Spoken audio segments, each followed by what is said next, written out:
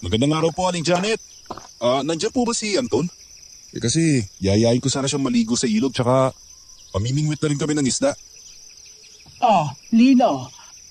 Madaming ginagawa ngayon ng apo ko. Tsaka, kita mo naman, marami akong hihilutin kaya kakailanganin ko siya dito sa bahay. Sandali lang naman po eh. Ayaw niyo po ba yun? May ulam tayo mamaya na preskong isda. Mamaya na lang hapon. Tamang-tama lang yun para matapos ko na rin ang paghihilot. Uy, Kuya Lino! Nandito ka na pala eh. O ano? Ligo na ba tayo sa ilog? Hindi pwede. Kasi marami tayong hihilutin. Si Lola naman eh. Ikaw lang naman ang manghihilot at hindi ako. Sige na po, payagan niyo na ako sumama kay Kuya Lino. Huwag matigas ang ulo, Anton. Sige. Kung ganun, mamayang hapon na lang tayo maligo dun sa ilog. Isa pa kasi, matanda na ang lola mo. Kaya kailangan mo siyang samahan eh. Baka mapado pa sa sobrang panghihilot eh. Wala nang isda mamaya niyan. Sige na kasi Lola. Hayaan niyo na po ako sumama kay Kuya Lino. Siya. Basta bumalik kayo kaagad, ha? Kapag sumapit ang 11:00 at hindi pa kayo nakababalik, humanda ka sa akin, Anton. Yay! Bait naman ang lola ko. Kaya po ako naghahanap ng ulam natin eh kasi ayaw kong matulad sa mga kabataan na pagkadating sa bahay, galing sa galaan, magtatanong sa nanay nila ng, Ma, ano ulam? Lola mo ko at hindi mama. Ay, oo nga pala no. Magtik ko na makalimutan. Sige na po kuya, alis na tayo. Dala ko na rin yung dekoryenting pamingwit ko ng isda. Tara na, dali. Doon tayo sa bandang Pampang kasi medyo malalim ang tubig doon at marami din daw isda. Nang makarating kami sa Pampang, kaagad na kaming nanguryente ng isda. Makalipas nga ang 2 oras, marami kaming nahuli kaya lumipat kami sa medyo mababaw na parte ng tubig para maligo. Mabait na bata si Anton, pero ramdam ko ang pagkakaiba niya. Sensitibo ito sa mga tunog. Kahit mahina, malakas yun para sa kanya. Hindi lamang yun. Kapag may nakikita siyang kaagad siyang natutulala. Anton, hindi mo ba hinanap ang tati mo? Hindi na po. Nandiyan naman si Lola. At yung pagmamahal na ibinibigay niya sa akin sobrang sapat na. Hindi ko nga maramdaman na may kakulangan ako eh. Yung balita ko, tinuturuan ka rin daw ng lola mo na maging manghihilot kagaya niya. Ako, yung kinakatakot ko lang naman, baka mahuli ang lola mo na nangihilot ng buntis. Maigpit na raw na pinagbabawal yun eh. Wala namang kasalanan si lola dun. Yung mga buntis naman po, yung pumupunta sa bahay para magpahilot. At saka isa pa, naniniwala ang lahat ng mga kababaihan dito na mas madali ang pagpapaanak nila kapag nagpahilot sila. Yung nga no, ilang dekada nang nakalipas pero hindi pa rin nawawala ang paniniwala sa mga ganyan. Isa pa raw na mabisa kapag hindi mo buntis-buntis yung babae, kailangan din na magpahilot. Alam mo po ba nung nakaraan, may babaeng nagpahilot kay Lola na buntis daw. Kasi baliktad yung sanggol niya. Hinilot naman siya ni Lola. Kaya nung nanganak daw yun, naipwesto daw ni Lola ang sanggol kaya naipalabas niya yun nang walang kahirap-hirap. Grabe no, bilib din ako sa lola mo talaga. Balita ko, 3 dekada na siya manghihilot. Parang napansin mo rin ba yung mga daliri ng lola mo? Parang yung iba nakabaluktot na no? Normal lang daw yun sabi ni Lola. Lahat daw talaga ng mga manghihilot nakabaluktot ang mga daliri dahil sa pasma at puwersang inilalabas nila. Ganun ba yun? 11:00 na tayo to kaya umuwi na tayo. Baka mamaya talakan pa ako ng lola mo kasi di tayo nakinig sa kanya na umuwi sa tamang oras. Hatiin na rin natin itong mga isda. Sige po. Makalipas pa ang ilang mga araw, tumambay ako sa bahay ni na Anton. Alam ko na naiinis sa akin si Aling Janet sa tuwing nandoon ako dahil nag-uusap na lang kami ng bata at wala na itong naitutulong sa kanya. Hanggang sa araw na yon, may dumating na dalagita. Pansin ko ang umbok ng tiyan nito na malaki kaya alam kong buntis siya. Sa tansya ko, Mas matanda pa nga ako kaysa sa kanya.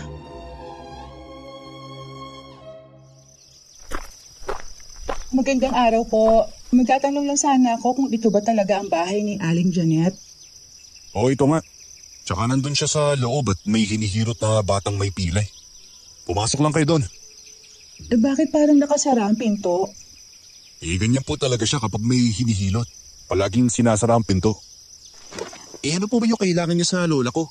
Magpapahilot rin po ba kayo? Oo, sana. Kasi nararamdaman ko na sumasakit ang puson ko eh. Natatakot ako na baka makunan ako. Teka, ilang taon ka na ba? 20 pa lang. Grabe. Yung bata mo pa lang naman pala para mabuntis eh. Kaya nga, pero nakahanap naman ng responsable at mabait na asawa. 18 lang ako nung una kami magsama. At ngayon lang kami biniyayaan ng anak. Ganun ba? O Anton, samahan mo siyang pumasok dun sa loob ha? Oho, tara na po ate.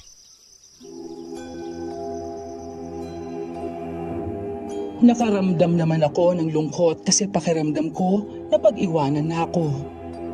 Gusto ko na rin sanang mag-asawa kaya lang wala akong mahahanap na babaeng aasawahin. Alam ko naman na tisoy din ako pero sadyang malupit sa akin ang tadhana pagdating sa pag-ibig. Nang bumalik naman si Anton, napabuntong hininga ito at naupo sa tabi ko. Ramdam ko na parang may bumabagabag sa kanya.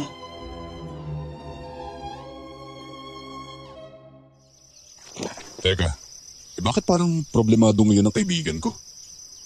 Kasi malapit na po yung birthday ko eh. Magsasampung taon na ako sa susunod na linggo. Ano namang problema mo dun? Ang sarap na ng buhay mo dahil bata ka pa lang. Walang ibang iniisip kundi yung laro. Kasi ang sabi sa akin ni Lola, kapag tumungtong na ako sa 10 taon, bawal na raw ako makipagsalamuha sa mga tao eh. Teka, ano? Bakit naman? Grabe naman, ang higpit naman yung lola mo. Kaya nga hindi ko rin naman alam kung bakit.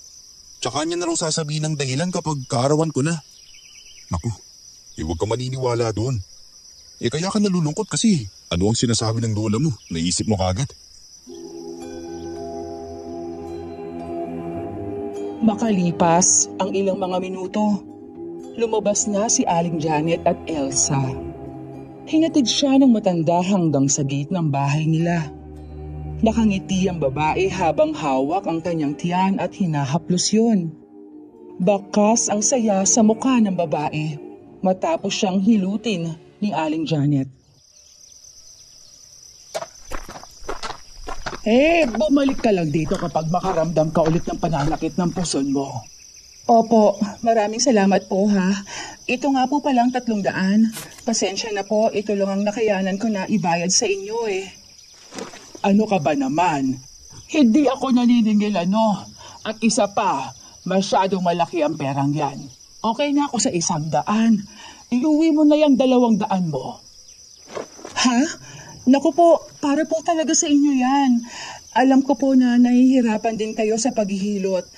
Tanggapin niyo na lang po yan. Tsaka tulong ko na rin po para sa inyo ng apo mo. Nakakahiya naman sa'yo, Elsa. Ibili mo na lang yan ang pangangailangan ng anak mo. Ay grabe, si Aling Janet naman Tanggapin niyo na. Para may pambili kayo ng bigas. Tumigil ka nga dyan, Lino. Sige na po, Aling Janet. Sa'yo na po yan. Maraming salamat po ulit, ha? Nang umalis ang babaeng si Elsa, pinukol naman ako ni Aling Janet ng isang masamang tingin. Yumuko ako pero itong si Anton, tinapakan ng paa ko kaya kaagad akong napasigaw sa gulat dahilan para lumundag din sa gulat si Aling Janet. Mas lalo pang nadagdagan ang galit niya sa akin. Ikaw talaga, Lino. Nakakahiya naman yung sinasabi mo kanina. Malaki pera itong binigay ni Elsa. Sa lahat ng hinilot ko, siya lang ang nagbayad sa akin ng ganito kalaki.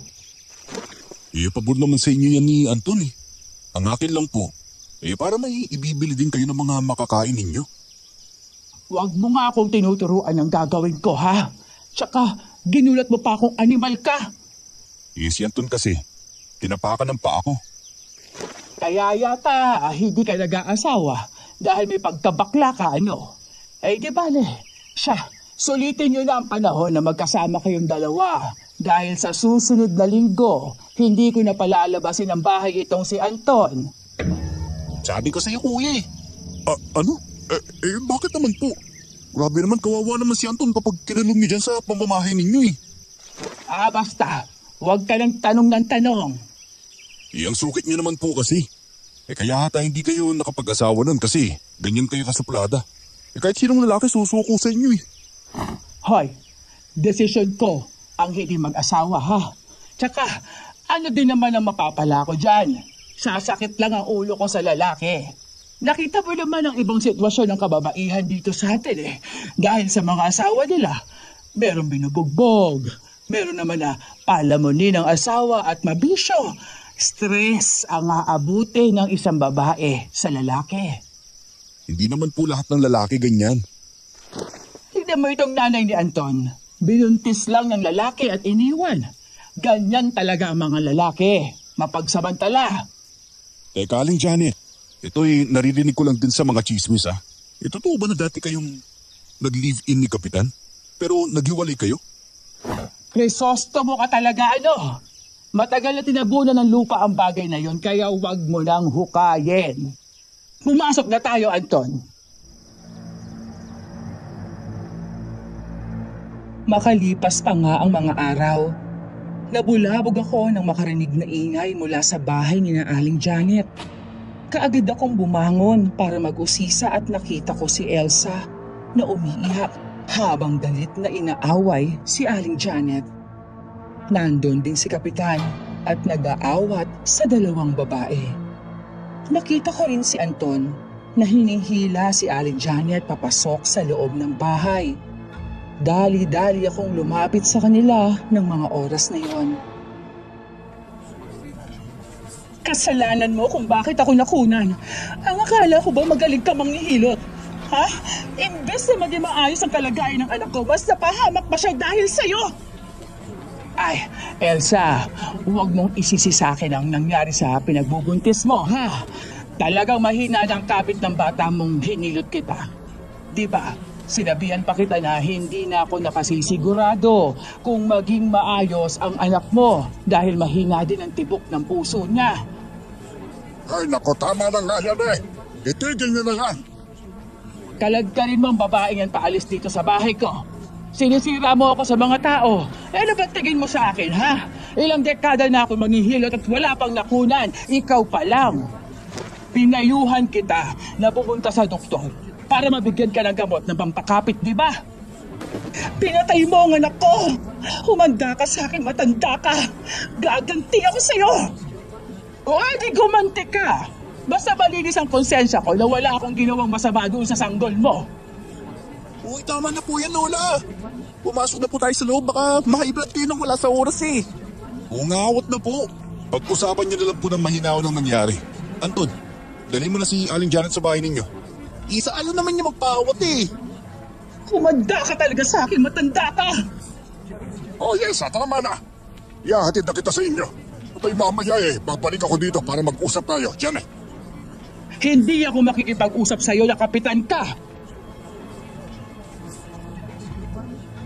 Isang oras lang ang lumipas at bumalik na si Kapitan para kausapin si Aling Janet. Nandun pa rin ako sa bahay nila para bantayan ng matanda dahil iniisip ko na baka atakihin ito sa sobrang galit. Sinabihan siya ni Kapitan na tumigil na muna sa paghilot si Aling Janet sa mga buntis pero nagmatigas naman ang matandang babae. Dahil doon, nagsimula silang magtalo ni Kapitan hanggang sa nahalungkat na ang mga bagay na nangyari noon. Ilang dekada na ang lumipas.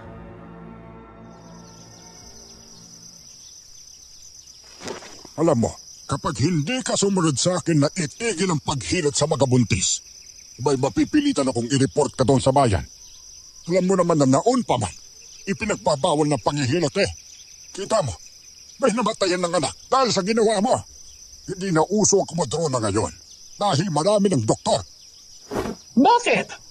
Tinawag ko ba siyang pumunta dito para magpahilot? Hindi naman ah. Ang sabihin nyo, gusto mo lang talaga na mawalan ako ng pangkabuhayan.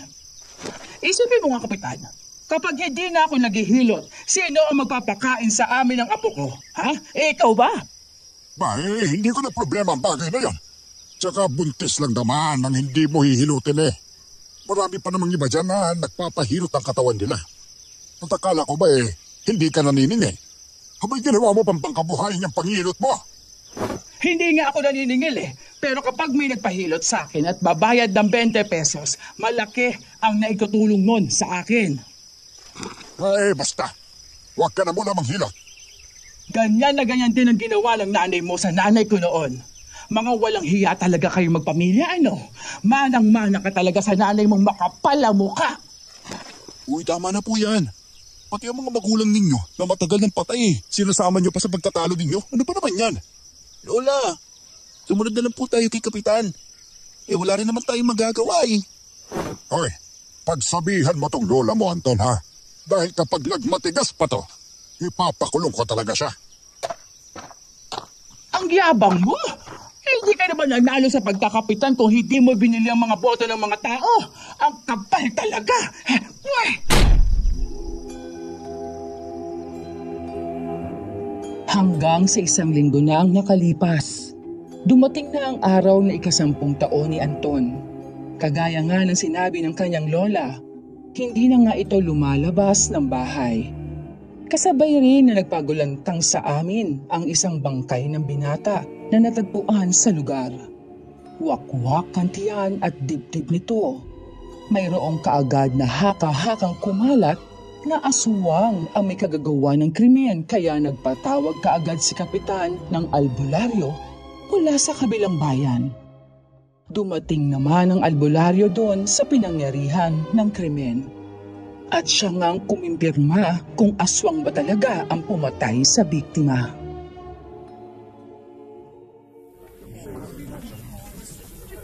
Hindi. Kapag kakaalam ko, matagal nang naitaboy ng tatay ko ang grupo ng mga aswang dito. Isinumpa sila, kaya hindi na rin sila makakabalik.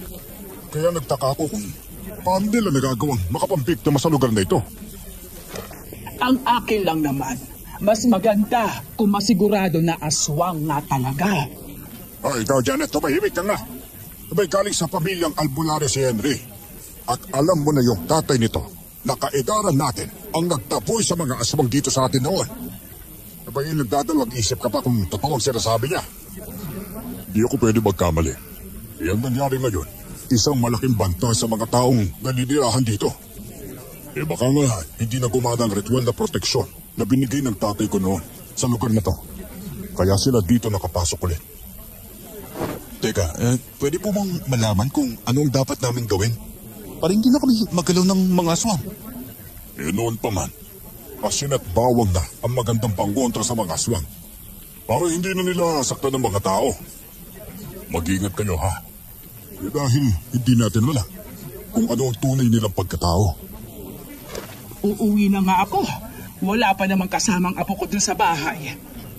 Kaya simula ngayon, ingatan mo yung apo mo, ha? Dahil ang narinig kong kwento ng mga matatanda dati, mas paborito ng aswang ang karne ng mga bata. Sumabay ako kay Aling Janet pa uwi at madadaanan namin ang mga taong nagkakagulo dahil sa nangyayari. Kahit sino naman ay matatakot sa narinig tungkol sa aswang. Isang traidor na kalaban ang aswang. Maaaring kaibigan mo lang sila o kakilala. Nang nasa tapat na kami ng bahay ni Aling Janet, nakiusap ako sa kanya na makapasok at nang makita ko naman si Anton.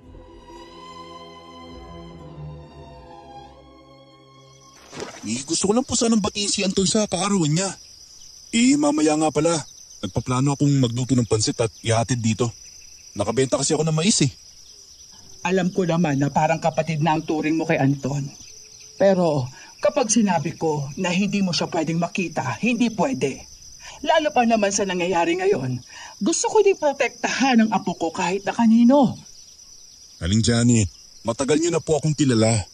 Kahit ang mga magulang ko, Kilala niyo rin dun eh.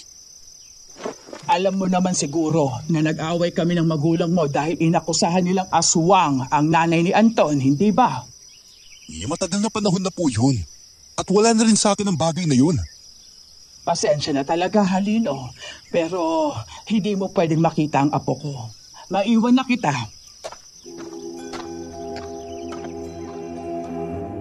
Nalungkot ako ng sobra nang sabihin yun sa akin ni Aling Janet. Hanggang sumapit ang gabi, nakarinig ako ng sigaw mula sa kanilang bahay. Kinuha ko ang aking itak at tumakbo papunta sa bahay ng maglola. Buong lakas ko ring sinira ang pintuan para mabuksan ko yun. Nang magtagumpay na akong mabuksan, nakita ko ang maglola na nagyayakapan habang may nilalang na lumilipad sa kanilang harapan.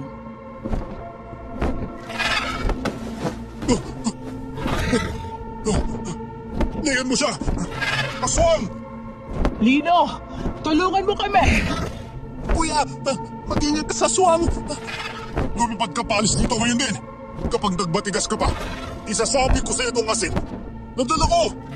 Sinasabi ko na nga pa na may aswang talaga nandito. Sabuyan mo na siya dahil baka bigla ka pa niya atakihin! Hindi naman kailangan na humanto sa ganung bagay. Kung madala lang naman sa pakiusap ang aswang na to, bakit ko siya sasaktan? Umalis ka na! Aswang siya, kaya hindi niya naiintindihan kung ano ang sinasabi mo. Ang gusto lang niya ay ang makakain ng tao. Tingnan mo, naglalaway siya habang palipat-lipat ng tingin sa ating tatlo. Masusunog ang balat mo kung sakaling masabuyan kita ng asin. Kaya umalis ka na! Isang masamang tingin ang ipinukol sa akin ng aswang bago siya umalis. Nilagay ko sa bulsa ko ang hawak kong asin at mabilis kong nilapitan si Anton. Napayakap sa akin ng bata kaya naramdaman ko ang malakas na tibok ng puso niya dahil sa sobrang takot. Pero may kakaiba akong napansin kay Anton at yun ay bigla siyang namutla. Uy, Anton, nagkasakit ka ba? Hindi naman po. Bakit po? Itas yung putla-putla mo ni. Ilang oras ka lang na hindi lumabas ang bahay. Ganyan na agad ang itsura mo. Grabe naman kasi itong si Lola eh. Mas gusto na ikulong ka dito. Kaya yun, mukha ka nang sakitin. May dahilan ako kung bakit ko ito ginagawa. Heto, Anton, isuot mo ang kwintas na ito. Pamana ito ng nanay mo sa'yo. Ikaw talaga ang sadya ng aswang na yon, apo. Sa totoo, Kuya Lino. Kaninang umaga, gusto sana ako ni Lola na isama dun papunta sa bangkay ng datpuan. Kaso ang problema po, nang silawan ako ng sikat ng araw, tapos bigla na lang ako natumba. Iwan ko kung naparo na ako. Hay, kwento ka pa ng kwento dyan kay Lino. Ang mabuti pa kasi, nataboy mo na rin naman ang aswang, ay umuwi ka na, Lino. Magpapahinga na rin kami ni Anton. Salamat na din. Yan na naman kasing masama kung ako ang bibisita sa'yo.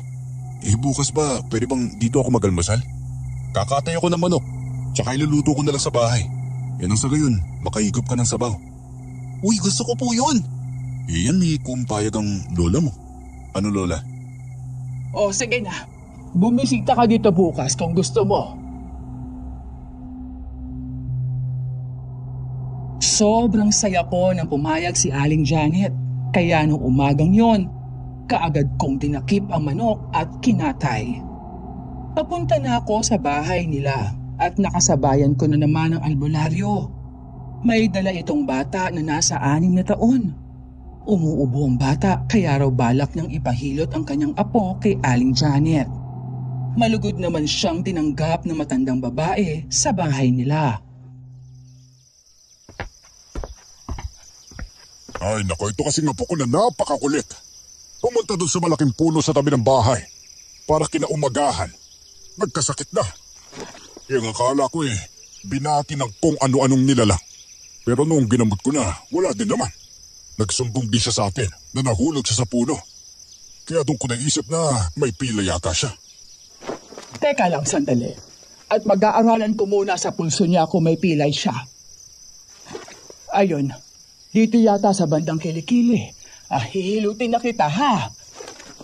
Ba, Malaki pala yung apo mo, ano? Aba oo, 10 taon na yan. Ganun ba? Sino naman tong lalaking kasama niya? Kaibigan po ako ni Anton. Binisita ko lang po siya dito para dalhan ng ulam. Anton, paabot nga ako ng panghaplas dyan. Sige po, Lola. Ito na po.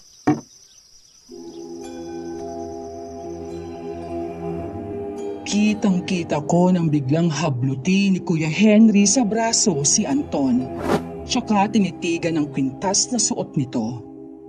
Napatigil din si Aling Janet sa paghihilot dun sa bata at kaagad na hinila ang kanyang apo tsaka inilagay sa kanyang likuran. Pero bago pa man yun nangyari, mabilis nang naputol ang kwintas ni Anton nang hawakan iyon ni Kuya Henry. Ano bang problema, Henry? Matatakot naman ang apo ko sa ginagawa mo eh. Teka, saan galing ang kwintas na ito? At bakit may suot na ganito ang apo mo? Kwintas? Abay, ewan ko. Teka, bakit ba? Ang kwintas na to ay may sumpa ng aswang at mga aswang lang din ang nagsusot ng ganito.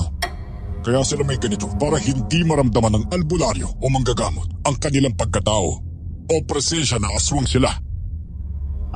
Ano? Nako, ito talagang si Anton. Mahilig kasi yan na mamulot kung ano-anong makikita niyan eh. Salamat napansin mo. Hay, siya nga pala. Tapos ko nang hilutin ang apo mo. Sige, alis na kami. Delikado ang kwintas na to para sa apo mo. Kailangan ko itong dalhin para tunawin sa apoy. Ano kaya kung ako na lang ang tutunaw niyan sa apoy? Hindi ka isang albularyo, Aling Janet. Nang makaalis na ang albularyo, doon ko kinumpronta si Aling Janet. Kitang-kita ko nung gabing yon na siya mismo ang nagbigay at nagpasuot ng kwintas kay Anton. Kaya alam kong nagsisinungaling siya. Pinapasok niya si Anton sa loob ng kwarto para siguraduhin hindi marinig ng bata ang aming pag-uusapan. Doon ko talaga naramdaman na may itinatagong lihim si Aling Janet. Kitang-kita ko kagabi na ikaw ang nagpasuot ng kwintas sa yung kay Anton. Tapos sinabi mo sa albularyo na napulot lang yun ng bata? Yan ang dahilan at nagsisinungaling ka, Aling Janet. Wala kang karapatan na malaman ang dahilan kung bakit ako nagsinungaling. Kung ako sa'yo, itigil mo ang pag-usisa at itikom mo ang bibig mo. Sasabihin ko sa albularyo na nagsisinungaling talaga kayo. Kaya mo bang ipahamak si Anton? Bata lang si Anton at may karapatan siyang maging malaya. Yun lang din naman ang gusto kong mangyari para sa aking apo, na lumaki siyang maayos at walang pagkakaiba. Anong pagkakaibang tinutukoy mo? Wala akong tiwala sa iyo, Lino. Mahirap magtiwala sa panahon ngayon at minsan na akong napahamak dahil sa tiwalang yan. Hindi na ako umimik at naisip ko na lang na may malalim na dahilan ang pagsisinungaling ng matandang babae. Hanggang isang gabi, naisipan kong manmana ng maglola para matuklasan ang kanilang tinatago. Alam kong mali yun, pero yun lang rin ang paraan. Nakita kong dumating si Ate Juanita sa kanilang bahay at duguan ito. Nakahawak ito sa kanyang tiyan. Naririnig ko lang mula sa labas ang usapan ni na Anton at Aling Janet. Anton, mag-init ka ng tubig. Kailangan kong mapaanak itong si Juanita ngayon din. Paano po kapag nalaman ito ni Kapitan? Natatakot po kasi ako, Lola. Baka may mangyaring masama sa bata. At saka, sa'yo na naman po isisisi. Kailangan ni Juanita ng tulong. Mag-iingat ako na hindi masaktan ng bata. Ilang segundo na lang mawawala na siya ng malay. Kaya kailangan kong hilutin at hagurin ang tiyan niya para mailabas niya ang bata. Sige po. Basta, ingatan niyo po ang bata ha. Para hindi mapahamak. Ilang minuto pa ang nakalipas. Narinig ko ang iyak ng sanggol mula sa loob. Nakabantay lang ako sa paligid kung sakaling may dumating na aswang. Maya-maya pa'y nakita ko si Aling Janet na lumabas at pumunta sa likuran ng bahay nila. May bitbit itong bagay na nakabalot sa tela. Sa sobrang kuryosidad ko, sinundan ko siya at nakita ko itong naghukay ng lupa. Sumunod naman si Anton sa lola niya at doon ako nagulat sa hiningi ni Anton.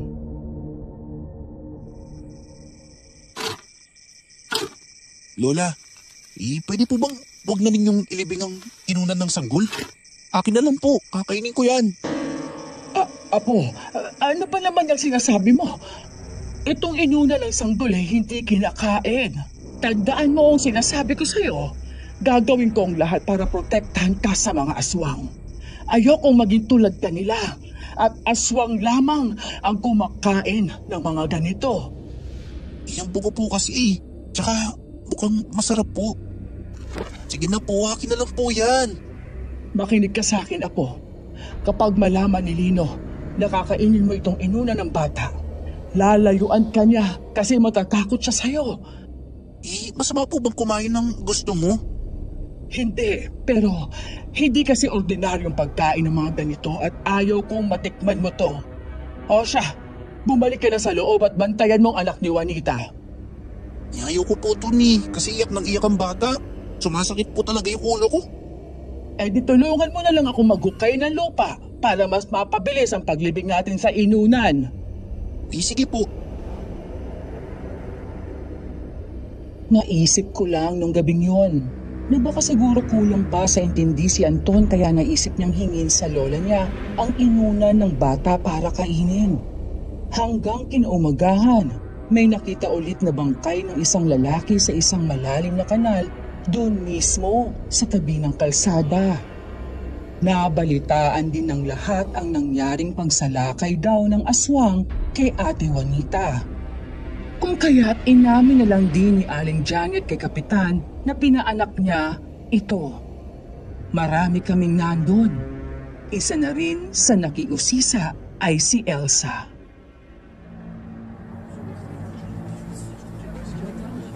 Abay, hindi ba sinabi ko sa'yo na huwag ka nang hahawak ng buntis? Ikaw naman, Janet, wala ka namang isang salita eh. Abay, paano kung maging maayos ang pagpapaanak mo nun at may naglaring masama sa bata? Makukulog ka. Hindi mo ba naisip yun? Maayos ang pagpapaanak ko sa kanya. At sa katunayan, nasa bahay pa rin siya hanggang ngayon. Hindi siya makaalis dahil namamagahing katawan niyang may sugat dahil sa aswang. Swerte nga ni Juanita at hindi napahamak ang anak niya. May pinagsamahan din naman tayo. At yun ang dahilan kung bakit ayaw kong inaaway ka ng iba. Ano naman ang pakialam mo kung aawayin nila ako? Ay, alam mo, Tonyo, kung sa tingin mo magpapasalamat ako dyan sa pa-concern mo, ay nagkakamali ka.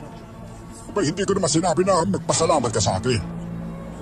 Kapitan, balak na sana namin umalis sa lugar na to. Hindi na kasi ito ligtas para sa amin eh. Bayan naman hindi maaari. Kailangan natin ang isa't isa para magtulungan ang mapatay ang aswang. Hindi yung alis kayo. Aba, hindi ako papayag doon. Bakit naman po? Bawat isa gusto lang din ang maging ligtas. Lalo na kapag may pamilya. Aba, hindi uso sa akin ang iwanan, Lino. Sa gabi lang naman lumalabas ang aswang. Kaya may panahon tayo sa araw na makapag-isip kung paano mapatay ang aswang na yan. Hihintayin pa ba natin na marami pang mamatay bago kumilos? Tingnan niyo po, naligtas nga si Ate Juanita pero ito namang lalaki ang namatay. Sobrang nakaka-alarma na ito. Kung ang lalaki nga namamatay na kayang protektahan ng mga sarili nila, kami pa kaya mga babae? Huwag kayong magpatayin sa takot ninyo. Ayan ka na naman. Paano maging matapang ang tao dito sa barangay kung yung mismong kapitan nga duwag? Aling Janet, mag-aawin naman kayo ni Kapitan, no? Panigurado yan mamaya. Inirapa ni Aling Janet si Kapitan at umuwi na ito. Pagkasapit ng gabi, hindi ako natulog kaagad.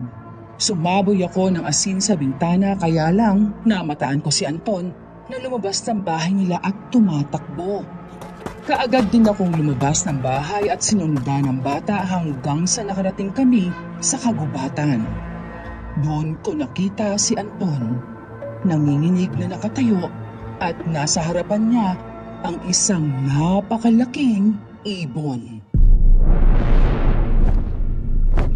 Anton! Yung ibon na matras ka dito! Baka atakihin ka yan! Hindi po ako makalis eh! May tali po sa paa ko! Ano? Teka, ako na lang lalapit. Diyan ka lang ha. Kumalma ka. Kuya Lino, iligtas niyo po ako. Oo, iligtas kita. Sandali lang ha. Meron akong nasinandala dito. Kaya hindi ka magagalaw ng aswang ngayon. Sasapuyan ko siya. Ikaw wag po. Baka matamaan ako eh. Masusunog din po ako. Ano? Bakit naman masusunog?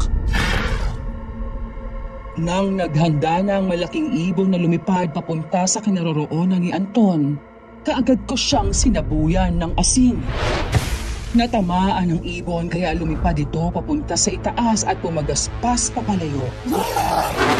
Natamaan nga si Anton, kaya kitang-kita ko ang pag-usok ng kanyang katawan at nagwawala siya. Teka, Anton, ano nangyari sa'yo? Bakit namuusok din ang katawan mo? Sabi ko po kasi sa inyo eh. Huwag kayong magsabay ng asin. Ang apipo ng katawan ko. Ayun, may tubig banda doon. Halika, bubuhatin kita. May tali nga po ako sa mga pae. Utot na yan. Sino ba silang nag-trap dito? Teka lang, kakalagan muna kita. Ayun na, punta na tayo sa tubig para mabawasan ang abdi ng nararamdaman mo. Maraming salamat po sa pagliligtas niyo sa akin. Sana po, kaibigan pa rin ang tingin niyo sa akin kahit na kakaiba ako. Ano ka ba? Oo naman. O yun na, dito. Diyan ka muna sa tubig ha. Para maipisan ang hapdi na nararamdaman mo. Tamang-tama kasi. Malamig na ang tubig ngayon. Teka. Bakit ka bumuusok ang katawan mo? Para ka ding aswang ah. Sa totoo lang po talaga. Kaya po bihira na akong makalabas ngayon sa bahay. Dahil masasunog din po ang balat ko sa sikat ng araw. Basta po, bigla na lang akong naging ganito eh. O ito tandaan mo ha. Kaibigan mo ako, kaya dapat hindi ka naglilihim sa akin. Ano ba kasi talaga sikreto mo? Maniniwala po ba kayo kapag sinabi ko na isa akong aswang? Loko ka talaga eh. Alam mo, sabihan mo yung lola mo na ipa-check up yung balat mo sa doktor. Kasi mukhang may allergy ka sa araw eh. Aswang nga po talaga ako. O sige nga. O ito, kainin mo nga ako para maniwala ako sa'yo. O ito na, kagatin mo ako. Uy, sige po. Pero hindi niyo ako masisisi kung masugatan tayo ha. At kinagat nga ako ni Anton. Pero hindi naman nasugatan ang kamay ko. Wala namang nagbago sa ngipin niya kaya hindi ako naniniwala sa sinasabi niya sa akin.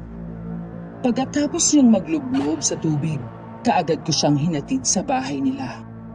Nagtaka pa si Aling Janet nang makita niya ako. Saan mo dinala ang apo ko, ha? Hindi ko po siya kinuha dito, no? Kaya lang po kami nagkasama ngayon. Kasi nakita ko siyang lumabas ito kanina, kaya sinundan ko. Mabuti nga, naubutan ko siya. Kung hindi, baka inatake na siya ng aswang. Opo, totoo po yun. Iniligtas po ako ni Kuya Lino sa aswang. Sinabuyan niya ng asin ng aswang kaya natakot. Ano naman ang nangyari dito sa dibdib mo tsaka sa braso? At bakit basang-basa ka? Natamaan po kasi ako ng asin kaya nalapnos po yan eh. At saka kaya naman po ako basa dahil nilublob ako ni Kuya Lino sa tubig para po mabawas yung hapdi na nararamdaman ko. Ganon. O, pasok na. Sa susunod, huwag kang lalabas kapag hindi ka nagpapaalam sa akin. Aatakihin ako sa puso sa sobrang pag-aalala sa'yo. Lola, pasensya na po ha. Umuwi ka na rin sa bahay mo, Lino. Salamat dahil nailigtas mong apo ko. Sige na. Wala nga naman po. Nang sumapit ang umaga, kumukuha ako ng talbos ng kamote sa garden ko. Nang makita ko naman na nag-uusap sina Elsa at kasama nito si Kapitan at si Aling Janet. Kaagad ko silang pinuntahan para maawat kung sakaling magtatalo na naman sila. Pero napag-alaman ko rin na hindi pala sila nag-aaway, kundi kaya nandun si Elsa ay para humingi ng tawad kay Aling Janet.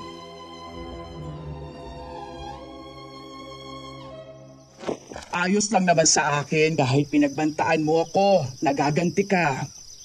Pero malinis ang konsensya ko na wala akong kasalanan sa pagkawala ng anak mo. Opo, alam ko naman po yun. Sobrang na-stress lang kasi ako dahil hindi ko matanggap na nawala ang anak ko.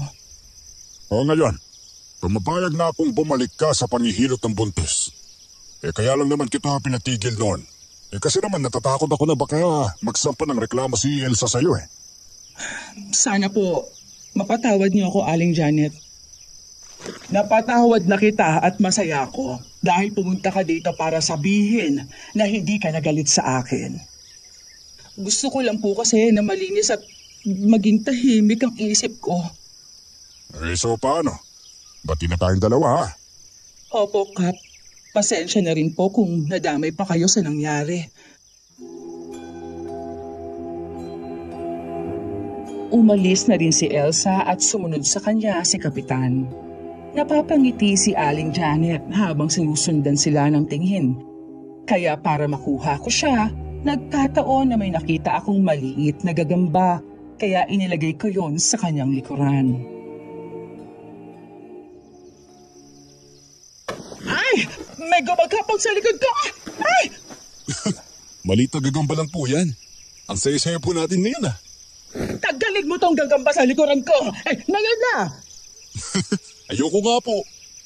Malilintikan ka talaga sa akin Italian mo na nga! Oo, natatanggalin ko na po. Kayo naman Kinuha ko ang gagamba sa kanyang likuran at agad na akong tumakbo paalis. Alam kong papaluin niya ako ng walis kapag mapapanatili pa ako doon. Sa totoo lang, kahit na masungit sa akin si Aling Janet, nararamdaman ko naman na nasa loob ang bait nito. Hanggang isang gabi, nagulat na lang ako nang may kumatok sa pintuan. Pagkabukas ko noon, nakita ko si Aling Janet na sobrang nag-aalala ang itsura. Teka, paano po kaya Aling Janet? Lino, nawawala na naman si Anton. Tulungan mo akong hanapin siya kasi baka saan na nagsusuot na batang yon. Natatakot ako na baka may mangyaring masama sa kanya. Oh, yung bata pa lang ni Anton Pero ang lakas ng loob niyang umalis ng gabi. Ano ba yung batang yun? Basta, tulungan mo akong mahanap siya bago pa ang ibang tao ang makakita sa kanya. Natatakot ako na baka may mangyaring masama sa apo ko. Yung tanong po kung saan natin hahanapin si Anton? Kahit saan. Samahan mo lang ako na magsusuot sa kagubatan at kakahuyan. Doon lang ang lugar na pwede niyang puntahan. Ano? At ano naman po yung ginagawa niya sa lugar na yun? Aling Janet, hindi ko pa talaga naiintindihan ang nangyari kay Anton pati na po ako nagugulo sa mga nangyayari. Mamaya ipapaliwanag ko sa'yo kapag nakita na natin si Anton. Sinunod ko na lang si Aling Janet papunta doon sa kakahuyan. May ilaw kaming dala at halos lahat ng parte ng kagubatan ay nalibot na namin. Alam ko na kinakabahan ng matanda na baka hindi mahanap si Anton. Hanggang sa siya mismo ang nakaisip na pumunta doon sa malaking puno ng balete. Sumunod ako sa kanya doon at nagatnan nga namin doon si Anton. May dugo ang labi at kamay nito. Diyos ko, apo ko! Anong ginagawa mo? Teka, bakit may mga dugo si Anton sa kamay at bibig? Mukhang wala siya sa sarili, Lino. Buhatin mo si Anton papunta sa bahay, dalian mo. Ano ba kasi talaga nangyari, Anton? Bakit po ba siya nagkakaganyan? Buhatin mo na at ikukwento ko sa'yo. Kailangan na walang makakita sa atin na may dugo siya. Ay, oo, tara na ho. Doon na lang tayo dumaan sa likuran para walang makapansin. Kapag kasi doon tayo sa harap ng kalsada dumaan, paniguradong maraming tao doon Sa totoo lang, hindi normal na bata si Anton. May lihim siya at ang lihim na yon ang kinatatakutan kong sabihin sa ibang tao. Ano ba kasi yun, Aling Janet? Promise, wala akong sasabihin sa kahit kanino. Baka may magawa pa nga ako para kay Anton eh. Pag sa gayon, maprotektahan ko siya. Isang batang aswang si Anton. At namana niya yun sa kanyang ina noon. Tama ang mga magulang mo na aswang ang batang inampun ko noon. Ang ibig sabihin, hindi nagsisinungaling si Anton sa akin nung sinabi niyang isa siyang aswang? Oo, kaya gusto ko siyang ilayo sa'yo para hindi ka mapahamak. Ano mang oras na atakihin siya ng gutom niya, pwede ka niyang patayin. Mangako ka sa akin, natutulungan mo akong maprotektahan si Anton. Kailangan niya tayo, Lino. Oh, susubukan ko pumabot ng mga kaya ko. Nang sumapit ang umaga, may nakitang bangkay sa balete kung saan namin nakita si Anton kagabi. Dali-dali akong pumunta sa bahay ng maglola para ibalita sa kanila yon. Nadatnan ko si Aling Janet na pinapakain si Anton ng lugaw. Umupo ako sa kanilang tabi at tinanong si Anton kung may kinalaman siya tungkol sa nangyari sa batang yon. Uy, Anton, isa ka ba nang galing kagabi? Teka, naalala mo ba yung kalaro mo na si Dodoy? Alam mo, nadatpuan siyang patay dun sa banda ng balete kung saan ka namin nahanap. O, Apo, kinalaw mo ba si Dodoy? May kinalaman ka ba sa nangyari? Hindi ko po alam. Kaya po ako umalis kagabi. Dahil sobrang nagugutom po ako eh. Kumain naman po ako pero hindi talaga nawawala ang gutom ko. Hanggang sa makarating ako dun sa kakawian. May nakita akong malaking baboy. Kaya yun, kinain ko po. Tapos, hindi ko na po alam ang nangyari. Teka. Hindi mo pa talaga alam na kami ang nagdala sa'yo po eh? Hindi po.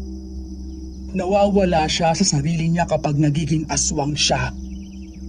Ay naku, delikado pala kayo, Aling Janet. Di anumang oras, pwede kang atakihin ni Anton. Dahil tao ka lang. Hindi po. Pinangako ko rin naman po sa sarili ko na hindi ko kayo sasaktan ni Lola. Hindi din po ako kakain ng tao para hindi ako masanay. Okay lang naman po sa akin kahit mga hayop lang yung nakakain ko eh. Alam mo, hanggang ngayon hindi pa rin talaga ako makapaniwala na aswang ka talaga eh. Yung bata-bata mo pa eh. Pero isa ka na malaking banta dito sa lugar natin. Hindi nga natin alam kung kailan mo kaya kontrolin ang sarili mo. Kaya lang naman po ako umalis dito sa bahay para hindi ko masaktan si Lola eh. Habang nakakaya ko pa pigilan, aalis po talaga ako. Kung iisipin, hindi ako natatakot kay Anton kundi naaawa ako sa kanya. Sa mura niyang edad, hindi siya pwedeng katakutan kundi dapat siyang tulungan. Naisip kong dalhin sa albularyo ang bata para ipagamot ito. Nang sa ganon, mawala ang pagkaaswang niya. Pero hindi naman pumayag ang matandang babae. Maaari daw na mamatay si Anton sa kamay ng albularyo dahil bata pa ito. Makalipas pa ang ilang mga gabi, sunod-sunod na nawawala si Anton at sa tuwing matatagpuan namin siya, puno ng dugo ang kanyang bibig at kamay. Isang umaga naman, dumating si Kapitan sa bahay at may sinabi ito sa akin. Ina, may tatanong lang sana ako sa iyo eh. Ay, ano naman po yun, Kapitan? Ikaw ba'y walang napapansin sa kapitbahay mo na kakaiba? Ano naman po yung ibig ninyo sabihin? Kasi may nakapagsabi sa akin na may kakaiba raw sa bata eh. Kaya ikaw ang nauna kong tanungin. Dahil baka may alam ka. Dahil palagi kang nasa kanila. Wala naman po, Kapitan. At saka wag po kayong maniwala sa mga chismis sa mga taong yan. Ganyan talaga mga taong walang magawa sa buhay. Binabantayan ang buhay ng ibang tao. Pwede ka nga, sumama ka nga sa akin. At kakausapin ko si Janet ha. May sasabihin lang ako sa kanya na isang mahalagang bagay. Sige po. Nagtaka naman si Aling Janet nang makita niya kaming magkasama ni Kapitan. Sa labas kami nag-usap para hindi marinig ni Anton. Halos hindi makaimik ang matandang babae nang sabihin ni Mang Tonyo na may nakakita kay Anton mula sa isang bubong ng bahay. Gumagapang daw ito at pilit na kinakaluskos ang bubong hanggang sa mabutas. Ang nagsumbong sa barangay ay wala ng iba kundi si Ate Juanita na siyang pinaanak noon ni Aling Janet. Teka nga, hindi kaya aswang ang apo mo? Kaya siya nakaakyat sa bubong? Ano? Si Anton? Aswang? Ang bata pa niya para maging aswang, Tonyo. Alam mo kung wala kang magandang sasabihin, umalis ka na lang. Isa pa, ang wanitang yan. Pagkatapos ko siyang tulungan, ito pang igaganti niya sa akin. Sana nga, nakinig na lang ako kay Anton na huwag siyang tulungan. Hindi lang si Juanita ang nakakita sa opo mo, abay mayroon pang iba. Kaya kung ako sa'yo, umalis na lang kayo dito sa lugar na ito. Paano naman kung hindi kami aalis? Baka nakakalimutan mo, nakatira kami sa sarili naming lupa. O, teka lang, Kapitan. Parang hindi naman po makatarungan. Napalayasin niyo na sila dito. At ikaw, Lino, abay kung ayaw mong madamay, makipagtulungan ka sa amin. Sa oras na malaman kung tinatakpan mo ang maglola na ito, sasama ka sa palalayasin ko. Nasa lupa pa naman kita nakatira. Hindi naman po sa pinagtatakpan ko sila. Nga lang naman po. Tama lang ba na dahil lang sa chismis, palalayasin niyo sila kaagad? Tonyo, sobrang sakit ng sinabi mo sa apo ko. Pinalaki ko ng maayos yan. At saka isa pa, bakit naman siya gagapang sa bubong? Hindi ako naniniwala dyan kasi 24 oras nakabantay ako sa apo ko. Kaya imposibleng hindi ko malaman na umaalis siya. Nagbantok ko naman o. Huwag ka na magpalusot kasi. Huling-huli ka na nga eh. Matagal na rin na hindi mo pinapalabas ang apo mo. Kaya malakas ang kutob ko na may tinatago ka. Umalis na lang kayo dito sa baryo na to para wala nang gulong mangyari. Kapag hindi pa kayo umalis, mapipilitan akong ipapatay ang batang yan. Sa wala ngang kasalanan ng apo ko eh. Hindi na umimik si Mang Tonyo at umalis na rin ito kagad. Napabuntong hininga ang matandang babae at halos maiyak habang nakatingin sa akin. Pareho naming alam na tama ang sinasabi ng mga tao. Kaya lang, madalas din pinagdidiinan ng bata na wala siyang kinalaman sa mga nangyayari. Alam kong hindi nagsisinungaling si Anton. Sa tuwing sasabihin niya yon, kilala ko siya.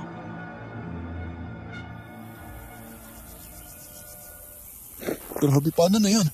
Nahuli na ata kung ano ang tunay na pagkatao ni Anton. Saan naman kami pupunta ng apo ko? Hindi ko rin po alam. Pero hindi abang buhay matatakpan ninyo ang pagkatao niya. Kung ako sa inyo, maghanap na lang kayo ng albularyo para mailigtas ninyo siya. Sinabi ko na sa'yo na mapapahamak lalo si Anton. Kayo po ang bahala. Kung sakaling may plano kayong umalis, pagsabihin niyo na lang po ako. Hindi kami aalis dito. Kapag ginawa kong tumakas, di mas lalo nilang iisipin na tama ang hinala nila. Kung sa tingin ninyo, yan ang makakabuti kay Anton. Kayo na po ang bahala. Hanggang isang gabi pa, napadaan ako sa barangay at nagulat ako nang makitang may pagpupulong doon. Nakinig ako sa kanilang napag-uusapan at doon ko nalaman na naghahanda sila para sa lakayin ng madaling araw ang maglola. Isa sa sumang-ayon na patayin ng maglola ay si Elsa, ang babaeng nakipagbati sa matandang babae noon.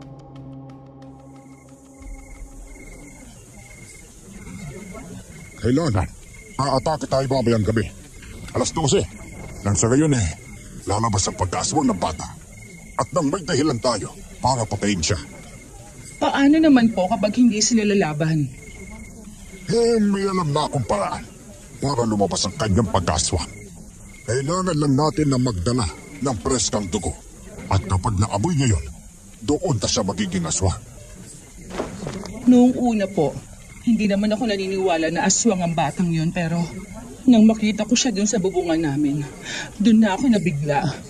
Naisip ko nga na baka kaya ako nakunan dahil sa batang yun eh. Kaya gaganti ako. Kayo naman ang nagdesisyon na sugurin sila eh.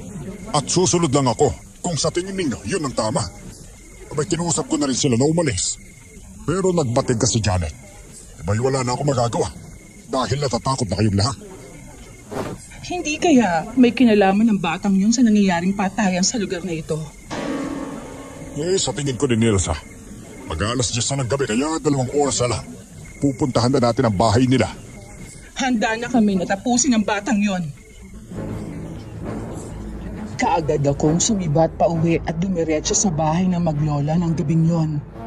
Mabuti na lang at mabilis din akong pinagbuksan ng matanda ng pinto. Kaya dun ko sinabi ang plano ni na kapitan sa kanilang dalawa. Dahil doon, nagmadali naman si Aling Janet na gisingin si Anton. Kaya nagtaka naman ang bata. Anton, kailangan natin umalis. Darating sila para patayin tayo.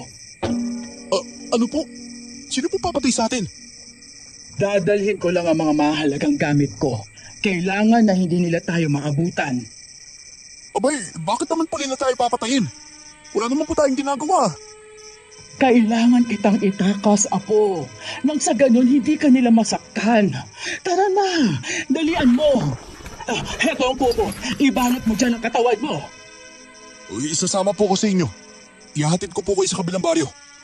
Doon po ang shortcut na daan sa Kakuyan. Para hindi tayo makikita ng mga tao na tinatakas natin si Anton.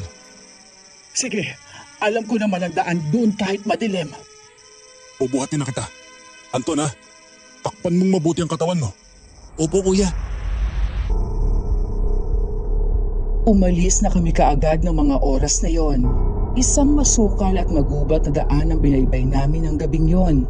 May beses pang nasasagi namin ang mga matutulis na kahoy. Kaya nagkakasugat kami pero hindi naman nagiging aswang si Anton. Kahit may naamoy siyang dugo. Hanggang sa napadpad na kami sa Balete. Kung saan una namin natagpuan si Anton. Nabigla pa ako nung kumawala ang bata sa akin at nang makatuntong sa lupa ang kanyang paa, dun na siya nagwawala at naninirik ang mga mata. Teka, ano nangyari kay Anton? Kaya siya nagtakaganyan dahil sa mismong balete na ito.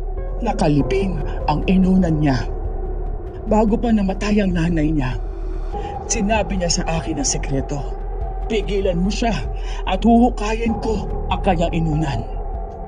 Sige po, ang lakas galing Janet. Tsaka paano niya naman matutuntun kung saan banda nakalibing yung kanyang inunan? At ano bang gagawin mo dun? Dito yon inilibing ng nanay niya. Dito mismo sa puno ng balete. Kailangan kong sunugin yon. Pero 2 bagay ang pwedeng mangyari. Yon ay mamatay siya o mawawala ang sumpa ng pagkaaswang sa kanya. Dito, maghuhukay na ako dito. Handa ba kayo sumugal kung sakali man na anong mangyari kay Anton? Wala na akong pagpipilian kundi subukan para malaman ko kung ano ang mangyayari. Nagsimula ng maghukay ang matandang babae habang ako buong lakas na pinipigilan si Anton habang nagwawala. Meron din kasing mga bato doon kaya mahirap na dahil baka mauntog ang ulo niya at may mangyaring masama sa kanya. Hanggang sa natagpuan na nga nito ang inunan ni Anton na nakasilid pa sa isang maliit na banga. Nagulat na lang kami nang marinig namin ang sigawan ng mga tao papalapit sa amin. Nandiyan na ata sila. Sa tingin ko, nalaman nilang umalis kayo sa bahay ninyo. May nakatunog yata ang dumating ka at sinabihan mo kami. Ito na ang inuna ni Anton. Sana nga lang talaga at magtagumpay ako na mawala ang sumpa sa apo ko. Dahil kung hindi, habang buhay ko na siyang hindi makikita. Sindihan niyo na po. Bago pa sila makarating dito at matatal ang sitwasyon ni Anton. Sige.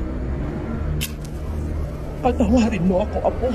Pero kailangan kong gawin ito para sa'yo. Maintindihan din naman ni Anton kung bakit niya nagawa yan. Gusto niyo lang siya protektahan. Habang papalapit ang mga tao, kaagad na sinindihan ng matandang inuna ng bata. Napasigaw ang bata sa sakit at biglang nag-iiba na rin talaga ang anyo niya. Humahaba ang kanyang mga kuko. Naging malakas kung kumilos at namumulang kanyang mga mata. Doon ko na siya nabitawan nang bigla niya akong kalmutin. Unti-unting nag-iba ang forma ng katawan ni Anton hanggang sa naging ibon na ito at lumipad siya sa ere palayo sa amin. Apo, kung saan ka man mapunta, sana ay mapatawad mo ako. Paano? Paano nangyaring naging ibon siya? Teka, akala ko ba mawawala ang sumpa ng pag-aswang sa kanya? O di kaya mawawala siya habang buhay? Yun nga ang nangyari, Lino. Hindi nawala ang sumpa, kundi naging ibon siya. Habang buhay na siyang magiging ibon at hanggang kailan ay hindi na niya tayo maaalala. Masakit sobra. Pero sa tingin ko, tama lang ang ginawa ko dahil nagawa ko siyang ilayo at iligtas sa mga taong mananakit sa kanya. Teka, ibig mong sabihin, nawala din yung alaala niyang pang sa atin? Oo, isa na siyang aswang na ibon. Ayun sila! Tara! Sugurin na natin! Walang hiya akong lalaki ka. Kaya pala nakatakas sa maglolang niyan dahil ikaw ang tumulong sa kanila. Buti na lang, may nakakita sa inyo at sinabi sa amin ang mga nangyari kaya naabutan namin kayo dito. Hoy! Nasaan na si Anton? Nasaan ang batang aswang? Hindi nyo na siya mahahanap dahil ako na mismo ang pumutol ng kasamaan ng apo ko. Masaya na ba kayo na gayong wala na siya? Hindi kami naniniwala sa'yo. Ikaw ang papatay namin kapag hindi mo inilabas ang apo mo. Ika, tama na! Wala na po si Anton at wala kayong karapatan na saktan si Aling Janet dahil wala siyang atraso sa inyo. Isa na naman, tuluyan na magtahimik ang lugar na to. Ngayon wala ng batang aswang. Hindi kami naniniwala na patay na ang batang yon. Ang sabihin nyo, pinatakas nyo siya para mailigtas nyo siya sa amin. Tingnan nyo ang saplot ng apo ko. Yan ang huli niyang isinuot kanina bago siya natunaw nung sinulog ko kanyang inunan. Ako na ang pumatay sa kanya dahil mas masakit kung kayo ang kagawa. Ano ba kayo? Nagsasabi kami ng totoo.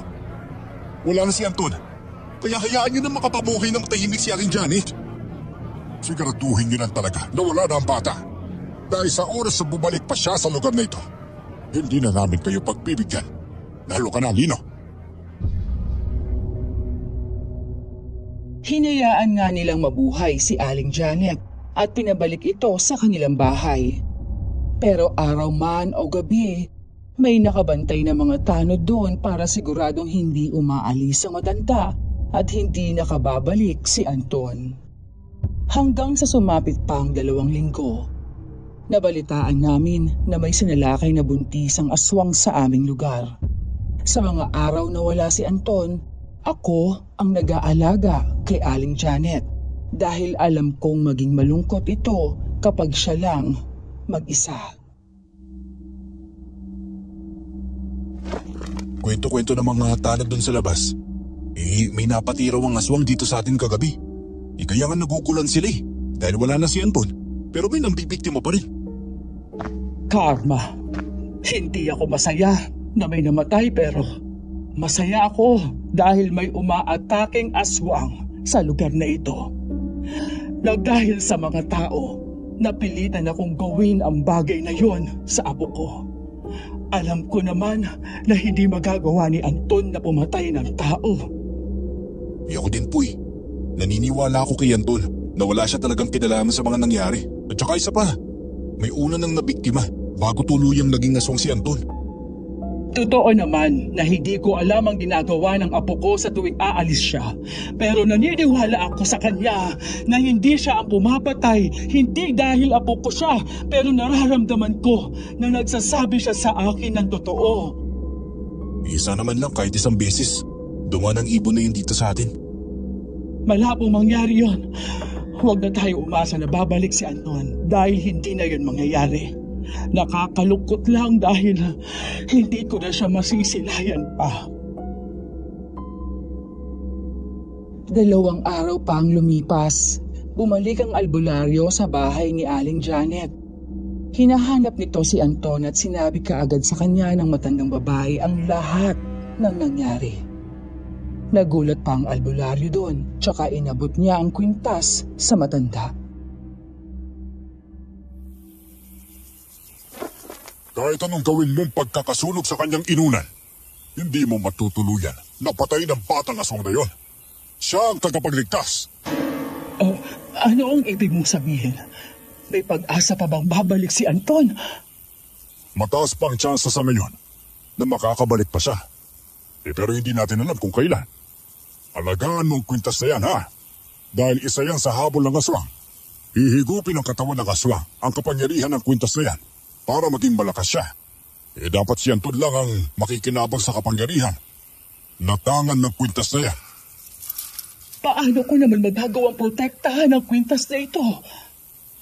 Ito, ilagay mo sa isang sagradong lagayan na hindi makukuha ng aswang. Tandaan mo to, 1 beses lang pwedeng magamit yan, kaya pakaingatan mo. Oo, salamat sa'yo, Henry.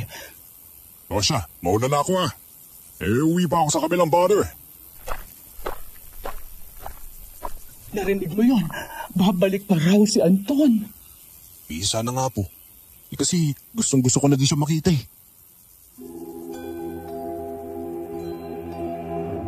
Pagkasapit ng 5:00 ng hapon, umuwi na ako sa bahay para doon matulog. Nang sumapit pa ang hating gabi, dinig na dinig ko ang malakas na sigaw ng matanda at humihingi ito ng tulong. Nagdala ako ng itak at asin siya kadali-daling tumakbo papunta sa bahay niya. Tinaga ko rin ang lock ng pintuan para masira at mabuksan ko yun. Pagkabukas ko, nakita kong sinasakal na ng aswang si Aling Janet at nakangiwi na rin ang matandang babae. Hoy! Aswang! Ilabag mo matanda at ako ang hanapin mo! Ibigay niya sa akin ang kwintas kung gusto mo mabuhay ang matandang babae na ito. Anong kwintas ang sinasabi mo? Wala akong alam tungkol sa bagay na yan. Lalong-lalo na si Aling Janet. Kahit patayin mo pa ako, hindi ko isusuko sa'yo ang kwintas. Para yun sa apo ko at nararapat lang yun sa kanya.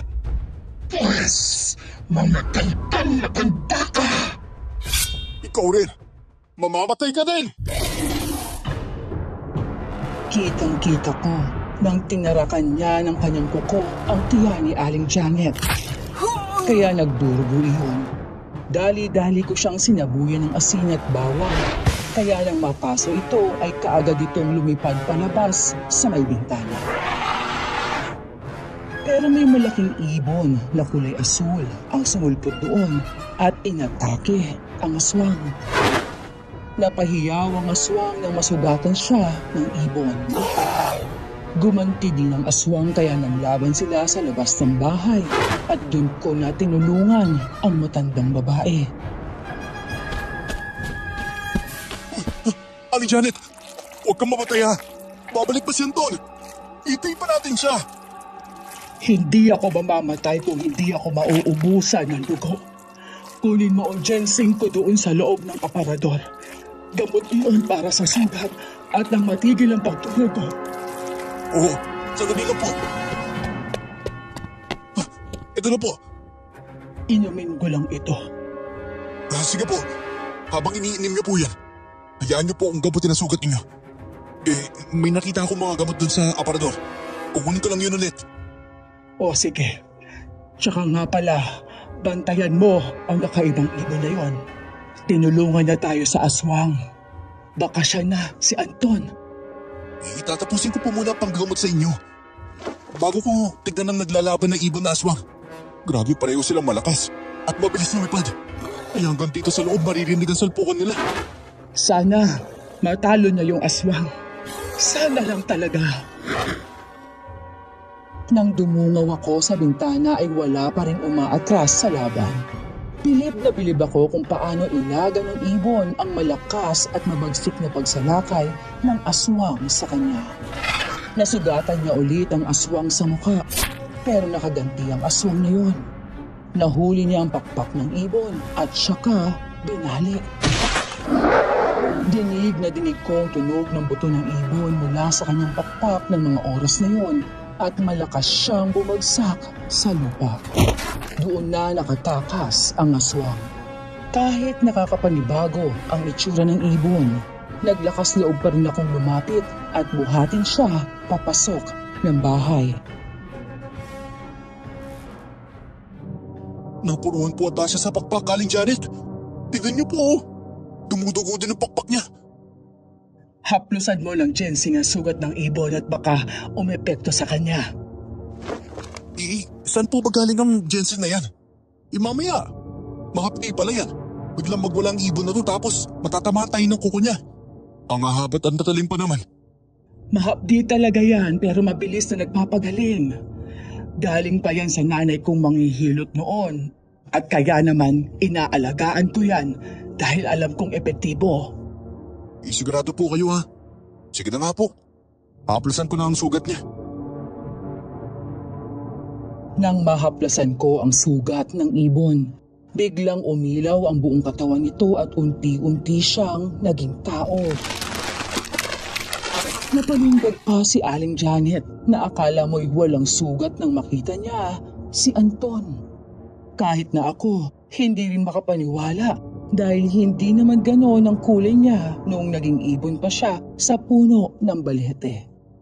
Hinang-hina si Anton at dumudugo ang kanyang likuran. Teka, Anton! Nakabalik ka nga! Apo ko, ang akala ko'y habang buhay na tayong hindi magkikita. Sobrang saya ko dahil bumalik ka ulit dito sa bahay. Uy, teka. Hindi ka na ba alis, Anton? Hindi po. Sa araw-araw po na nandun ako sa bundok. Si Lola po palagi nasa isip ko eh. Salamat naman pala kung gano'n. Sobrang saya ko dahil nakita ulit. Teka, may sugat po kayo, Lola? Oo, yun kasing aswang. Hinahanap ang kwintas mo na nakuha ng albularyo. Ibinalik niya yun sa akin. Teka, kukunin ko at nang maibigay ko sa iyo. Bakit naman po niya binalik? Kasi raw, para daw talaga sa'yo yun. Eto, isuot mo ito. Akin na po. Aray! Parang may bali po sa kwintas na to ah. Teka, bakit parang nalapnos yung kamay mo pagkahawak mo ng kwintas? Grabe, malakas po ang kutob ko na may ginawa yung albularyo na ritual dyan sa kwintas na maaaring makapatay po sa akin. Kwintas na to ay may kakayahan ng pinatay ng mga hindi normal na tao. Grabe, inutulong pala tayo ng albularyum yun eh. Tsaka nga po pala Lola, may mga naituro po ang mga ninuno na mahiwagang ilog para daw po mawala yung pagkaaswang ko. Kung matapos ko ng patay ng mga aswang, pupunta po tayo dun para makaligo ako at nang mawala na yung supa sa akin. Gagawin natin yon, Apo. Hinayaan ko munang magpahinga si Anton ng gabing yun. Napagdesisyonan namin na itago ang bata sa bahay dahil sa takot na baka may makaalam tungkol sa kanya at muling sugurin ang maglola. Hanggang kinaumagahan, halos hindi makatayo si Aling Janet dahil namaga ang sugat nito. Ako na ang bumili ng kanilang makakain sa labas at ako na rin ang nagluto. Habang nagkukwentuhan kami, may isang bagay na inamin sa amin si Anton. Iyang totoo po niyan. Nung gabing nakita nila ako sa bubong, nandun ako kina Ate Elsa noon. Kaya lang naman ako nakarating doon. Dahil may naamoy akong kakaiba eh. Nasira akong bubong nila at nakita ko si Ate Elsa. Si Elsa? Ano naman ang nakita mo kay Elsa? Ang nakita ko po, may kinakain po siyang katawan ng tao. Nasa harapan pa po nga niya si Kapitan eh. Tapos yung kwento na nakita din ako sa bubong ni Ate Juanita, totoo din po yun. Pero hindi ako nandun para sa anak niya. Nandun po ako para bantayan sila sa aswang. Sinasabi mo ba na isang aswang si Elsa? Ano naman ang kinalaman ni Tonyo kung aswang ang babaeng iyon? Malakas po ang kutob ko talaga na may kaugnayan si Kapitan sa babaeng yun. Klarong-klaro na nakita ko po eh. Nakatihaya sa lamesa ang isang katawan ng tao. Nabukas ang tiyan at hinihila ni ate ang mga lamang loob niya. Kung talagang nagsasabi ka ng totoo, kailangan natin sila sugurin. At nang malaman ng mga tao kung sino talaga ang aswang. Huwag po muna ngayon. Papalipasin na lang po natin ang pangalawang gabi. Dahil kabilugan ng buwan pa ngayon. Kaya malakas ang aswang na bangkilan. Kailangan, bago tayo sasalaki sa kanila, walang buwan. Sigurado din ako na ang aswang na sumalaki dito, si Elsa din yun. Makalipas pa ang 2 gabi, dun na namin napagkasunduan na sumalakay sa bahay ni Elsa. Wala kaming dalang asin at bawang na pansaboy dahil takot din si Anton sa mga bagay na yon. Itak lang ang dala kong patalim at pangontra. Matatagpuan ang bahay ni Elsa sa gitna ng kakahuyan kung saan malayo ito sa ibang mga bahay. Alam namin na may kakaibang nangyayari sa loob dahil 11:00 na ng gabi pero may usok pa rin na nanggagaling doon. Buong lakas kong itinulak ang pintuan at doon namin nakita ang katotohanan na sinasabi ni Anton sa amin. Ano ang ginagawa niyo dito? Wala kayong karapatan na pumasok sa loob ng pamamahay ko! Tama nga si Anton. Isa kang aswang. At yung bang sugat mo sa mukha ay si Anton din ang may gawa. Hanggang kailan hindi mo matatakpan ang pagkatao mo, lalong-lalo ka na, Kapitan. Isa kang traitor. Wala kang kwentang tao. Hindi ako isang aswang. Isa akong tao. Si Elsa lang naman ang aswang eh. Patawarin ninyo ako. Pero gusto ko lang din na maprotektahan ng anak ko at mabuhay siya kasama ko. Sa kagustuhan mong maprotektahan ang anak mo, ang apo ko ang pinagkalulong mo. Walang hiya ka talaga. Magbabayad ka sa ginawa mong panloloko sa lugar na ito. Aba, parehas lang naman silang aswang, Elsa. Kaya pwede tayo magkasundo ngayon. Bumuo tayo ng kasunduan. Walang pakialamanan ng buhay. Ayaw niyo ba ng ganon? Ayaw ko po ng ganon. Ayaw ko po maging aswang kagaya ng anak ninyo. At sisikapin ko magiging normal akong tao. Pero sa ngayon, gagamutin ko muna ang pagkaswang ko para mapatay ang anak mo. Nagpalit anyo sa harapan namin si Elsa bilang isang ganap na aswang. Humaba ang kanyang mga kuko, nagkaroon siya ng malalaking pakpak, namula ang kanyang mga mata at naging isang nakakatakot na nilalang. Napaatras pa si Mang Tonyo nang makita ang itsura ng kanyang anak. Hinanda ko ang itak ko para sa kanyang pagsalakay. Si Anton naging isang malaking ibon at magaling na rin ang kanyang pakpak. Alam mo ba kung ano nangyari sa anak ko, Aling Janet? Ginawa ko ang lahat para mailuwa ko siya sa loob ng 2 buwan para makain ko at ito ang dahilan kung bakit ako naging malakas. Tama nga. Noon pa may pinaniniwalaan na yan ng mga matatanda na kapag nakain ng aswang ang kanyang panganay o bunsong anak ay magkakaroon sila ng lakas. Kumanda ka, Aling Janet. Naghahanda na siya para sumalakay sa atin. Huwag kang mag-alala. Hindi niya ako masasaktan. Mayroon akong rosaryo na dala dito. Oh, pero baka pag si Anton, mapano kapag tumingin sa dyan? Hindi. Sisiguraduhin ko pa rin ang kaligtasan ng apo ko. Lumipad ang aswang at sinalakay ang ibon na si Anton. Mabilis din umiyag ang ibon sa kanyang matutulis na kuko. Gumaganti rin ng kalimot ang ibon pero sa pagkakataong iyon, hindi niya ito masugatan dahil madulas at matigas ang balat ng aswang. Panay ang salpukan nila sa ere. Ang kanilang pakpak ay malakas na humahampas sa hangin. Teka, paano natin matutulungan si Anton? Tingnan mo, nasa ere silang lumalaban. Malas talaga si Anton sa buhay. Bakit mo siya hinayaan na makipaglaban sa anak ko?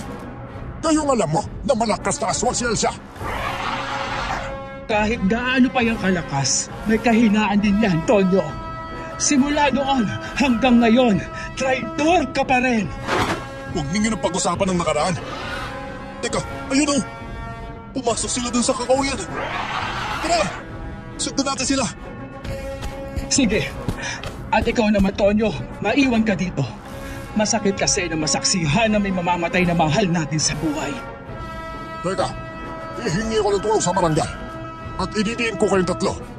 Sige, gawin mo yon at nang madatnan nila ang anak mong aswang at sila pa mismo ang papatay kay Elsa. Tumakbo kami para sumunod sa kakahuyan. Nadatnan namin na nakasakay na ang aswang sa likuran ng malaking ibon. Tsaka paulit-ulit na kinalmot ang likuran at ulo ng ibon. Nagwawala pa ang ibon pero mahigpit naman na nakahawak sa kanyang pakpak ang aswang. Sa pangalawang pagkakataon, sinubukan niyang baliin iyon pero tumihaya ang ibon tsaka mabilis na lumipad pa itaas dahilan para napaalis ang aswang sa kanyang likuran. Ano, Anton? Kaya mo pa ba? Lino, si Anton halos hindi na makalipad na maayos. Mas maganda pa nga po kung babagsak siya dito eh. Para dito na sila maglaban-laban sa lupa. E di makakatulong pa tayo. Nangihina na si Anton. Mukhang hindi nga niya kakayanin ang aswang na bangkilan. Tama ka. Anton! Buwa ka dito sa lupa! Hindi niya maririnig ang boses mo. Tingnan mo, muli na naman silang naglaban. Nang pag-atake ng aswang kay Anton, nahawakan niya sa leeg ang ibon at ibinagsak sa lupa. Sabay lipad nito papunta sa likuran ni Anton at malakas na tinapakan ng likuran nitong may sugat. Nagwawala ang ibon habang nakahandusay sa lupa. Mabilis akong tumakbo para tagain si Elsa pero hindi man lang bumaon sa kanyang balat ang talim ng itak ko. Hanggang sa isang malakas na sampal ang ginawa niya sa akin kaya napatalsik din ako. Nabitawan ko ang itak at lumagan sa akin ang aswang para hugutin ang puso ko. Napapikit na lang ako pero ilang sandali pa ay merong likidong tumutulo sa dibdib ko. Hindi ako papayag na mampatay mo si Lino. Siya na lang ang natitirang mabuting tao na nakilala ko. Aling Janet, napatay mo ang aswang? Oo, dapat lang naman talaga sa kanya ang mamatay. Ayan, naputulan na ng ulo. Yutik kang babae ka! Bakit mo pinatay ang anak ko? Hindi ako papayag na mabubuhay ang amo mo. Gagawin ko ang lahat para sumunod ng tensya sa anak ko. Ipagsasabi ko na bumalik na si Anton, ang batang aswang. Sige, sabihin mo at nang malaman natin kung sino ang itataboy sa atin ng mga tao. Ako pa ba ang tinatakot mo? Sa tingin ko'y wala ka nga talagang balak na patayin ang anak mo kahit alam mo ang ginagawa niya. Aalis na po tayo dito. At kailangan pa natin gawin ang mga nararapat para kay Anton. Nang sa ganun, mawala ang pagkaaswang niya. Oo. O ano na, Tonyo? Sinabihan na kita kanina na huwag ka nang sumunod dito pero ayaw mong makinig. Eh di nakita mo pa kung paano ko pinatay tong anak mo. Hindi nakasagot si Mang Tonyo at lumuhod siya sa harapan ng katawan ng kanyang anak.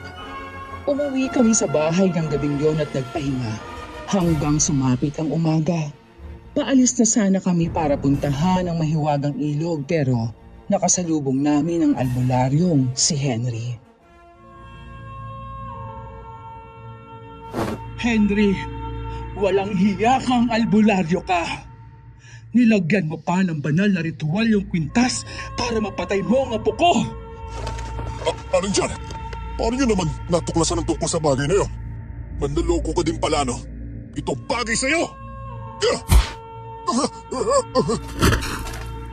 Patawarin din niyo ako. Utos kasi yun ni Kapitan eh. Tsaka hindi naman talaga ako albularyo. Binayaran niya ako para magpanggap. Nakita mo na! Walang hiya ka man talaga! Patawarin niyo talaga ako. Nangangailangan lang talaga ako. Lalo na, nasa ospitalangan ako. Kaya sinunod ko rin ang mga utos niya. Kung gusto mo na mapatawad kita, magtestigo ka sa mga tao na inutuyo lang sila ni Kapitan. Oo, gagawin ko po yun. Tara, alis na po tayo, Lola. Mamaya na lang po kayo mag-usap pagbalik natin. Tara na. Nang makarating kami doon sa mahiwagang ilog, sadyang mahiwaga nga ito dahil kakaiba ang kulay ng tubig. May parte ng tubig na kulay pula, meron din na asul. Mabilis na tumalon doon si Anton at naglublob siya ng 2 oras. Makalipas pa ang mga oras na yon ay kaagad siyang umahon at doon nag-iba ang kulay ng tubig. Naging normal na ito at bumabaw ng kaunti. Oh, ano nang nararamdaman mo? Feeling mo ba hindi ka naswang? Opo, parang kakaiba na po eh. Kakaiba yung pakiramdam ko. Alam niyo ba, habang nandun ako kanina sa ilalim, ramdam ko na parang may kumihigop sa katawan ko eh. Pero wala naman ako nakita ng kung ano. Baka naman yun ang pagtanggal ng sumpa ng aswang. Ay sobrang saya ko dahil isa ka ng normal na bata. Ako din po, Lola. Salamat po pala, Kuya Lino ha. Dahil hindi mo pinabayaan ang lola ko habang wala ako. Ano ba?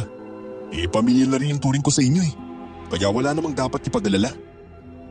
O siya, doon na tayo sa bahay at nang makakatay tayo ng manok.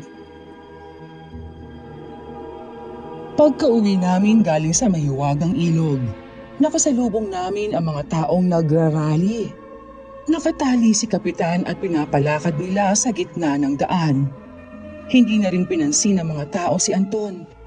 Nalaman namin na kaya pala nalaman nila na ang aswang ay mismong anak niya. Doon na nagtulungan ng mga tao. Isa sa nagpakalat na anak niya, si Elsa, ay si Henry. Johnny, tulungan mo naman ako. Bakit naman ako tutulong sa'yo? Deserve mo yan kasi ang sama ng ugali mo. Ano, masarap ba sa pakiramdam ang nakatali dyan? Habang nagsisigawan ang mga tao na aswang ang anak mo? Wala ka ng kawala. At sigurado ko na simula ngayon, hindi ka na makakabalik sa pwesto mo bilang isang kapitan. Pasalamat ka nga kasi hindi kita pinatay. Kawawa naman si Kapitan Tonyo. Huwag ka nang maawa dyan. Tara na't umuwi na tayo sa atin.